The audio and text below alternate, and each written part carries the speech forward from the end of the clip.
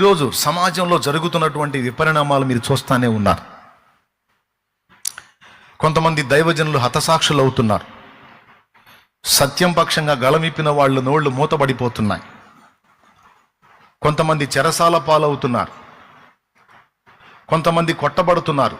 కొంతమంది దూషించబడుతున్నారు. ఈరోజు అన్య సమాజం పడగలెత్తి బుసలు కొడతా ఉంది క్రైస్తవ సంఘం మీద. మరి ఇప్పుడు మనం చేయాల్సినటువంటి కర్తవ్యం ఏంటి? రైట్, మన సహోదరులు రోడ్ల మీదకి వచ్చి నిరసన తెలుపుతూ ఉన్నారు.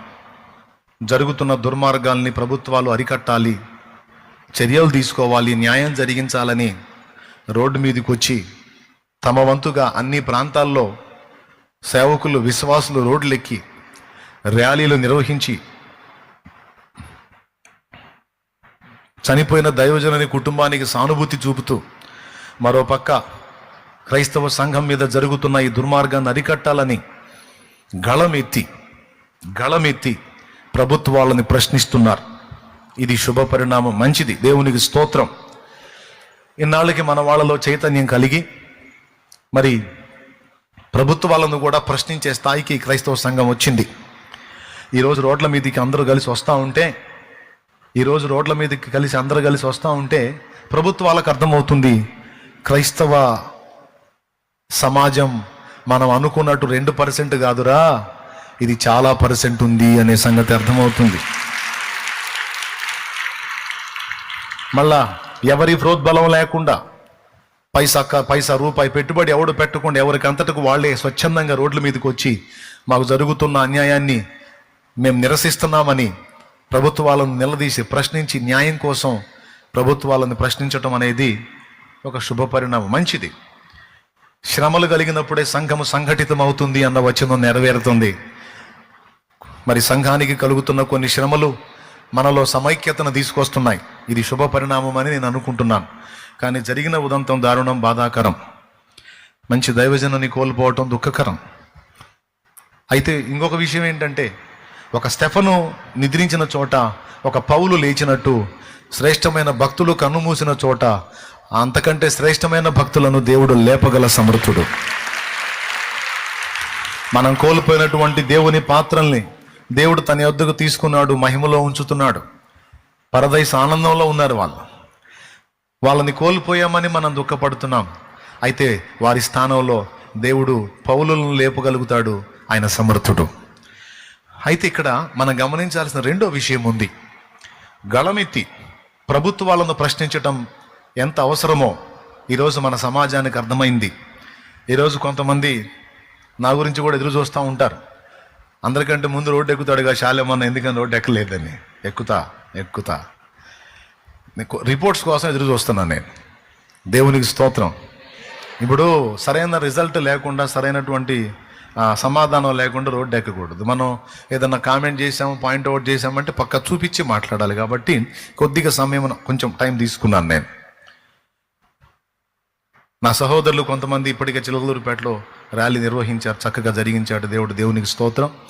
దేవుని చిత్తమైతే నేను కూడా దేవుడు నాకు ఇచ్చినటువంటి సంఘాలతో, మెయిన్ బ్రాంచ్తో మొత్తంతో కలిసి నేను రోడ్డు ఎక్కాను అనుకో, చిలకలూరుపేట పట్టణం మొత్తం స్తంభించింది.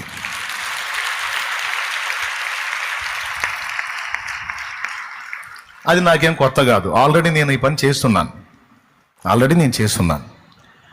కొంతమంది నన్ను అనుకోవచ్చు, శాలేమన్న బయటికి రాడేందని.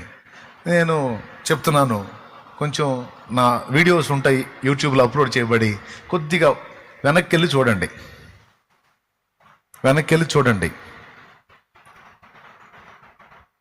అప్పుడు యూట్యూబ్లో లేవు, హడావుళ్ళు లేవు, ఏమీ లేనప్పుడే గుడ్ ఫ్రైడే రోజు ఆరాధన సగంలో ఆపేసి సంఘం మొత్తాన్ని తీసుకొని రోడ్డు ఎక్కితే ఈ దరి నుంచి ఆ దరికి ఎన్ఆర్టీ సెంటర్ దాకా ఈ గుంపే ఉన్నారు, మన గుంపే ఉన్నారు. ఏది అప్పుడు సంఘాన్ని, ఇప్పుడు సంఘం తీసుకొని రోడ్డు ఎక్కే మనకి అదే చెబుతుంది. ఈ దరి నుంచి గడియార ఇక్కడికి మొదలు పెడితే గడియార ఆ చుట్టూ సౌత్రా సెంటర్ మొత్తం ఉంటుంది. సేవకులు సంఘాలతో సహా వచ్చి దిగుతారు మనం ర్యాలీ చేద్దామంటే. అయితే ఈసారి నేను ఇంకొక పని కూడా ఆలోచన చేస్తూ ఉన్నాను. ఈ దుర్మార్గాలు ఇలానే కొనసాగితే వేరే ఆలోచనలు కూడా నాకున్నాయి. ఈసారి ఒట్టి ర్యాలీలు కాదు, అవసరమైతే నిరాహార దీక్షలకు పూనుకుంటాం, టెంట్ వేసుకొని కూర్చుంటాం. న్యాయం జరగాలి, ఆ పని కూడా పూనుకుంటాం. మరి ప్రభుత్వాల దృష్టికి పోయి అవి సీరియస్గా తీసుకొని మరి క్రైస్తవ్యాన్ని దూషిస్తూ, యేసు ప్రభుని నానా మాటలంటూ, మరియమ్మ తల్లిని దూషిస్తూ మరి భయంకరంగా విచ్చలవిడిగా వాళ్ళకి ఇష్టం వచ్చినట్టు మాట్లాడుతూ ఉన్నారు. మరి వాళ్ళనే అదుపు చేయలేదు, వాళ్ళనేం కట్టడి చేయలేదు, వాళ్ళ నోళ్ళేం బంధించలేదు. మరి అన్యాయం జరుగుతుందని అన్యాయాన్ని ప్రశ్నించిన వాళ్ళని జైళ్ళకు పంపుతున్నారు, వాస్తవాన్ని వాస్తవంగా మాట్లాడినందుకు చంపుతున్నారు. ఇవేమో మరి వీటికి తగిన న్యాయం జరగట్లేదు. ఆల్రెడీ దుర్మార్గం చేస్తున్న వాళ్ళనేమో పట్టించుకోవట్లేదు.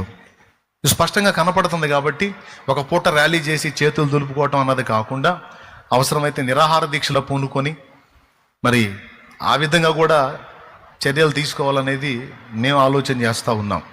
ఆ పైన దేవుని చిత్తం. ఒకవేళ పోలీసు వారు స్పందించి న్యాయమైన విచారణ జరిపించి జరిగిన దానిలో వాస్తవాలు తేల్చి న్యాయం జరిగిస్తే దేవునికి స్తోత్రం. జరిగించకపోతే ర్యాలీ చేస్తాం, అవసరమైతే టెంట్లు వేసుకొని నిరాహార దీక్ష కూడా చేపడతాం. ఓకే, నేనే ఒట్టిగా లేను, ఎవరు ఎట్టబోతే నాకెందుకని కూర్చునే రకం నేను కాదు. సమాజానికి ఇవ్వాల్సిన సంకేతం సమాజానికి, ప్రభుత్వాలకి ఇవ్వాల్సిన సంకేతం ప్రభుత్వాలకి ఇవ్వటానికి మేము సిద్ధం. అయితే ఎందుకు సమయంలో పాటిస్తున్నామంటే రిజల్ట్ కోసం, ఆ రిపోర్ట్ కోసం మేము ఆగున్నాం. సో